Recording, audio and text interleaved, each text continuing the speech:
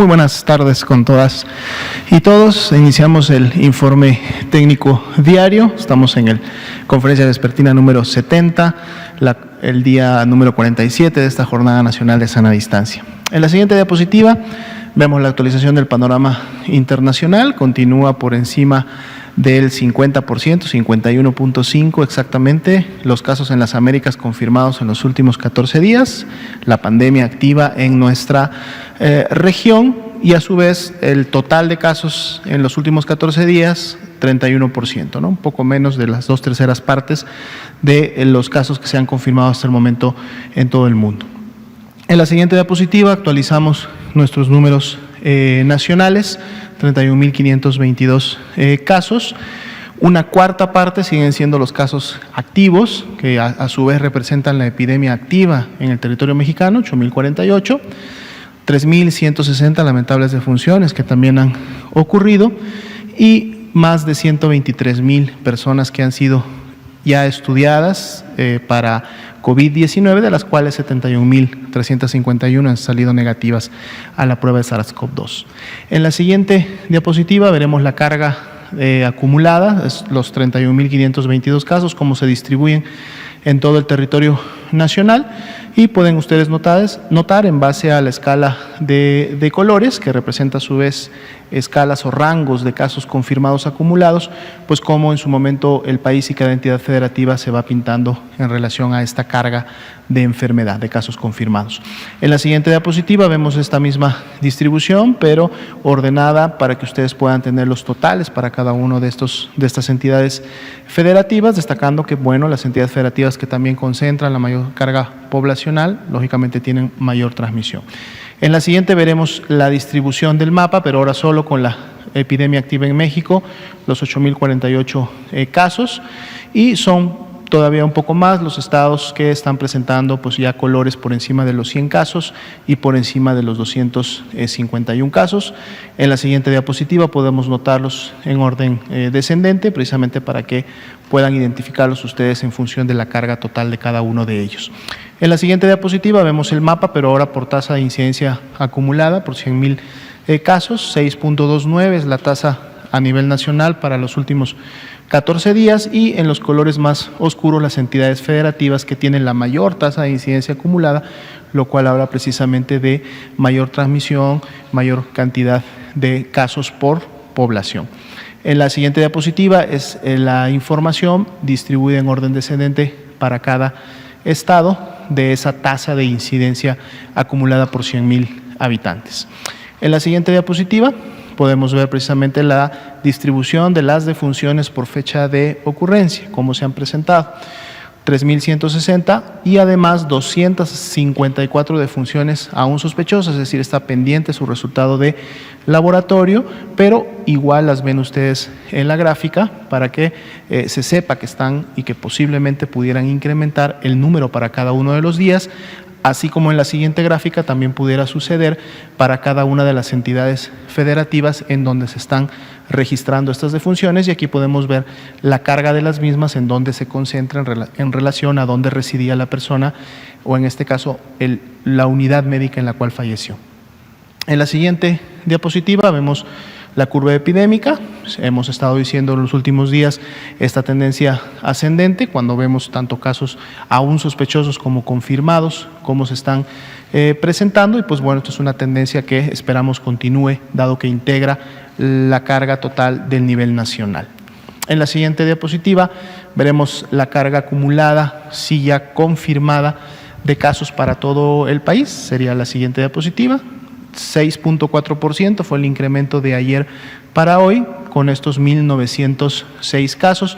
En las barras inferiores de color naranja podemos ver precisamente que en los últimos 3 días hemos tenido la mayor carga de casos confirmados para un día de 24 horas. En la siguiente diapositiva revisamos rápidamente la ocupación y disponibilidad. Continuamos con un 96% de notificación de esos 685 hospitales que pueden notificar. La ocupación de camas generales para pacientes que presentan algún signo de gravedad pero que no es tan crítico se incrementó en 1% a nivel nacional, ayer era 33, hoy día es 34, eso representa 6.885 camas de este tipo ocupadas, que en la siguiente diapositiva podemos ver cuál es su distribución a nivel nacional en relación a cada una de las entidades federativas. Continúan la Ciudad de México, Baja California, el Estado de México, Quintana Roo por encima del 42%, inclusive con un incremento de esta ocupación en la Ciudad de México de un 4% en relación al día de ayer. Y en la siguiente diapositiva vemos la disponibilidad de camas con ventilador, que son las que se requieren para poder atender a los pacientes más críticos con las mayores complicaciones que ya tienen falla respiratoria y por lo tanto necesitan de un ventilador mecánico. 25% es la ocupación nacional y pueden ustedes también ver cómo está la ocupación por cada una de las entidades federativas. Sería la actualización para esta noche. Muchas gracias, doctora Lomía. Le damos la palabra a nuestra jefa de gobierno. Tenemos por ahí una presentación. Gracias. Este es lo que hemos venido trabajando desde la Ciudad de México en coordinación con el Estado de México, porque hemos estado analizando permanentemente la zona metropolitana del Valle de México. Como ustedes saben, la zona metropolitana tiene 22 millones de habitantes, es una de las zonas más pobladas del planeta y es difícil analizar de manera aislada la Ciudad de México de todos los municipios que la rodean, 59 municipios en el caso del Estado de México, porque finalmente hay un continuo urbano en todas partes y eso nos obliga pues a tener realmente una coordinación permanente con el gobierno del Estado de México y evidentemente con el gobierno de México a través de la Secretaría de Salud. Entonces, nosotros evaluamos permanentemente el número de pacientes intubados y no intubados, tanto por la red negativa que tiene la Secretaría de Salud, como por la información que recibimos de manera coordinada del Instituto Mexicano del Seguro Social, del ISSSTE, de los hospitales de la Secretaría de Salud, del Gobierno de la Ciudad de México, del Gobierno del Estado de México. Para el día de ayer a las 7 de la noche, apenas estamos recibiendo la información de hoy, teníamos 2.525 personas no intubadas, hospitalizadas en la Ciudad de México y 899 intubadas. Y en el caso, adelante, la que sigue. En el caso de la zona metropolitana del Valle de México son 3.372 y 1.034 pacientes intubados en la ciudad. Y todos los días estamos revisando esto, adelante. La siguiente. Con un modelo epidemiológico que hemos estado trabajando con el CONACYT y con la Secretaría de Salud. Son distintos modelos de distintos grupos de investigación que estamos comparando permanentemente.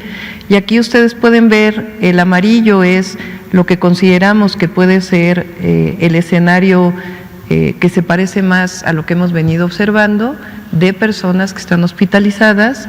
El azul son los datos reales y el amarillo es las semanas, la que sigue. Y estas son personas intubadas, que como ustedes pueden ver en los últimos días hemos tenido un crecimiento menor del que veníamos teniendo en las últimas semanas. No podemos todavía ser concluyentes si esto significa que ya estamos aplanando la curva en las hospitalizaciones, pero sí es un dato real que estamos reflejando y si esto es consistente para los próximos días, entonces ya podríamos tener una estadística en el sentido de que realmente comienza a disminuir el número de intubados en la zona metropolitana del Valle de México. Adelante. Estos que pocas veces se habla de esto y es muy importante, hay 2.214 personas que se han recuperado de los hospitales. No estamos hablando de las personas que han tenido que llevar la enfermedad en su casa, sino personas que han salido de hospitalizaciones. Y esto es muy buena noticia también, porque dentro de esta trágica situación que viven muchas familias, familiares que han fallecido o familiares que se encuentran hospitalizados, también hay muchas personas que se están recuperando en hospitales y esto es importante y en la Ciudad de México son 2.214. Adelante. Estos son los datos observados, que pueden ver una pequeña reducción que se refleja en las hospitalizaciones de los últimos días. Adelante, para no llevarme mucho tiempo. La que sigue es más o menos lo mismo. Y la última es el caso de las defunciones, de las lamentables defunciones por esta enfermedad en la Ciudad de México. ¿Qué es lo que hacemos nosotros? Igual que hacen todos los estados de la República. Nosotros informamos a la Secretaría de Salud del Gobierno de México, particularmente el área de epidemiología, las personas que han fallecido que tienen prueba de COVID, que están establecidas a través de una serie de lineamientos que establece la Secretaría de Salud del Gobierno de México con la Organización Mundial de la Salud. Hay otros fallecimientos también, pero hay un comité técnico de especialistas científicos que determina si estos fallecimientos tienen que ver con COVID-19 o no tienen que ver con COVID-19. Las defunciones también se informan todos los días al Gobierno de México, igual que hacen los demás estados de la República. Entonces, hasta ahora confirmados por COVID en la ciudad hay este número. Hay más defunciones, pero estas tienen que ser determinadas por un comité técnico para saber si en efecto están asociadas a COVID o no. La idea es siempre transparentar la información. Ese es el objetivo tanto del gobierno de la ciudad como del gobierno federal, del gobierno de México. Siempre vamos a ser transparentes, pero al mismo tiempo cuidadosos en la información que se da para que no generemos información que no ha sido determinada científicamente como tiene que plan pública. Entonces, esta información está disponible en la página del gobierno de la ciudad, en una página que llamamos COVID-19 Ciudad de México. Ustedes la pueden estar consultando todos los días y es la información que también damos en las conferencias de prensa diarias que damos en la Jefatura de Gobierno. Muchas gracias. Muchas gracias, doctora Sheinbaum, jefa de Gobierno de la Ciudad de México. Para terminar este segmento, quisiera comentar con ustedes un poco de la metodología, me voy a permitir pararme, de la metodología de la vigilancia epidemiológica de las defunciones y la vigilancia epidemiológica de las enfermedades respiratorias. De manera panorámica, para que ubiquemos de qué estamos hablando, ya hemos dicho que la vigilancia epidemiológica es el proceso por el cual distintas partes de la sociedad, más comúnmente los gobiernos, tanto nacionales como subnacionales, como incluso locales, en todo el mundo o en la mayoría de los países del mundo, reconocen o identifican, todavía no, para que nos centremos en esta explicación general, identifican los fenómenos de enfermedad y de salud y sus determinantes en la población.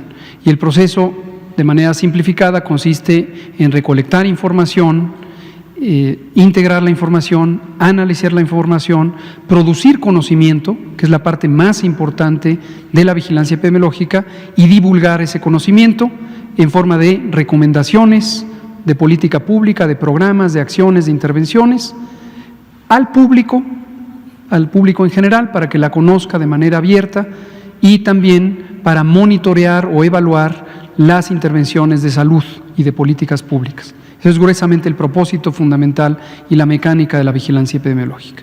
México tiene un sistema nacional de vigilancia epidemiológica muy antiguo, sus antecedentes, ya habíamos comentado en alguna ocasión, vienen de 1881, cuando se publicó el primer boletín hoy se llama Boletín de Epidemiología, en ese caso se llamaba el Boletín del Consejo Superior de la Ciudad de México, del Distrito Federal en ese tiempo. Y hemos tenido desde luego una evolución constante del sistema